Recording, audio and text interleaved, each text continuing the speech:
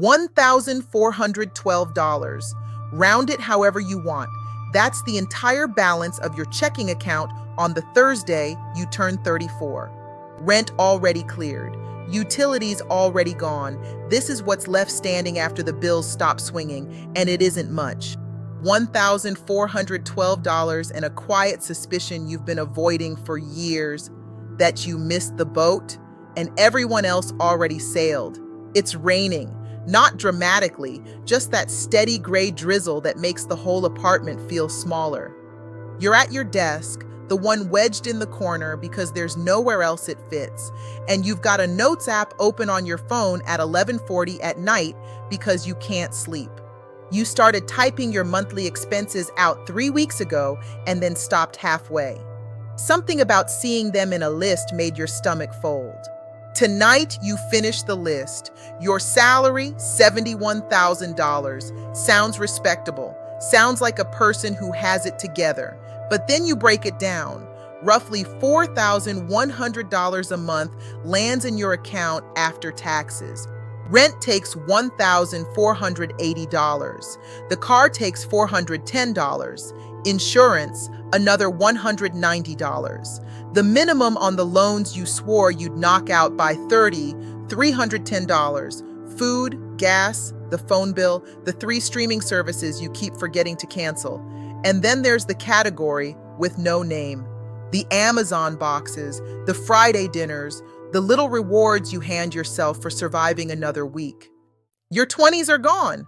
Those tidy charts where a 22-year-old drops a few thousand into an index fund and coasts into a mansion. That window closed. Grieve it one night, then close the tab, because you're not 22 anymore either. You have a career now, skills that took a decade to build, and you're finally old enough to stop flinching from the truth on a screen. Here's the arithmetic. Start at 34, put away $550 a month, average 9% over time, and by 64, that's just over $900,000. Push to $700 a month and you cross $1 million. Not a scheme, a machine you build once and feed quietly for 30 years.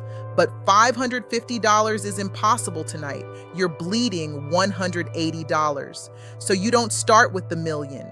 You start with your first honest $1,000 in an account you refuse to touch. That's harder than it sounds at this age. $1,000 is never just $1,000. It's a dental crown, a last-minute flight, a deposit on something you didn't see coming. So you get scrappy. You sell the drone you used twice for $140. You cancel subscriptions, another $50 a month you were lighting on fire. You bring lunch for 6 weeks and save $200. You pick up a small side gig on weekends and don't mention it to anyone. Then one morning, the banking app reads $1,088. You don't post it, don't tell a soul. But something small and solid sits in your chest that wasn't there before. Proof you can steer this thing. By 35, you've made saving invisible. On the first of the month, $400 slides into retirement and $200 into savings automatically before your brain wakes up enough to argue. You live on what's left. It's tight, it works.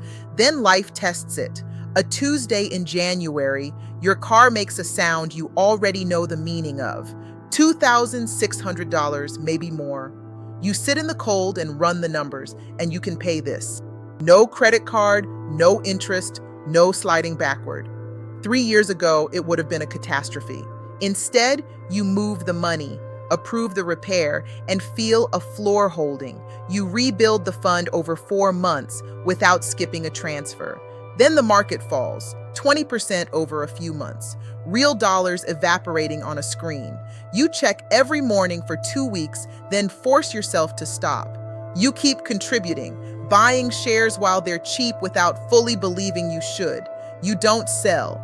Months later, it climbs back like the drop was a bad dream. Somewhere in that storm, the real shift happens. You're in a store holding 2 blenders, one $34, one $109. The old you grabs the cheap one instantly. This time you do the math. 350 uses a year. 5 years, nearly 1,800 uses. The expensive one has a real motor and a real warranty. Spread across every use, the difference is pennies. You buy the good one. Walking to your car, it hits you. You're thinking in years now, not months. Nobody announced the change. It just became how your mind works. At 36, the layoff email goes out on a Thursday. 9 people are cut. You're not one of them, but you run your numbers anyway. Numbers you've tracked for 2 years. Your savings covers about 4 months of spending, with investments underneath as a deeper layer. You're not untouchable, but you're not one missed paycheck from free fall anymore. You quietly raise your emergency target from 4 months to 6 without selling a single share. Around the same time, your friend Dio pulls up in a new car, financed over 72 months at a rate he won't say out loud. You sit in the passenger seat and feel the pull of it. Don't you deserve something too? You notice the voice. Don't fight it. Let it pass. You've learned wanting isn't the enemy. Wanting on impulse is. The real question is what something costs you in freedom. You climb out, walk back to your paid-off older car, and feel clarity instead of envy. Your portfolio crosses $60,000 that spring. This one doesn't feel like a milestone. It feels like a foundation, poured and cured, finally ready to hold real weight. This is the entire reason you started at 34 instead of 44. Foundations need years to harden. You gave it the years. At 39, your mother calls on a Sunday, using her careful, rehearsed voice. The roof's been leaking. The estimate is $7,000, and she's sorry to even ask. You tell her to stop apologizing. You've got it. You hang up and sit with the sentence you just said instantly, without the frantic calculation of which card or how many months. 5 years ago, helping her would have meant debt and half a year of quiet cost. This time, you just helped. That's the moment you understand what all of this was for. Not the number, the capacity to say yes when yes actually matters. By 40, the account throws off more than $10,000 in a single year from growth alone. Money doing what money does when you leave it alone. The loans are gone, the credit card debt is gone, and there's a quiet loneliness in it too.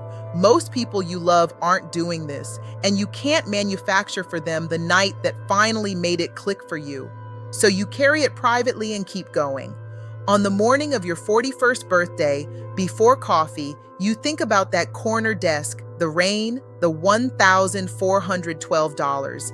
Then you check the number, just over $180,000. Not a millionaire, not financially free, but 41 years old with $180,000 in real working wealth, built from a deficit, from one honest night when you finally stopped looking away. The typical 40-year-old's net worth sits under $40,000. You're at more than 4 times that, not from luck or inheritance, but from automating the habit before the motivation showed up, from paying cash for a transmission in a frozen parking lot, from telling your mother, "I've got it," and meaning it. Wealth didn't turn out to feel like a big number. It felt like fixing a car without fear, watching layoffs happen and still sleeping, a roof repair handled in an afternoon. Most of all, it felt like waking up one ordinary morning and realizing the future had stopped happening to you and quietly became something you were building. You started. That was the whole secret. You just started.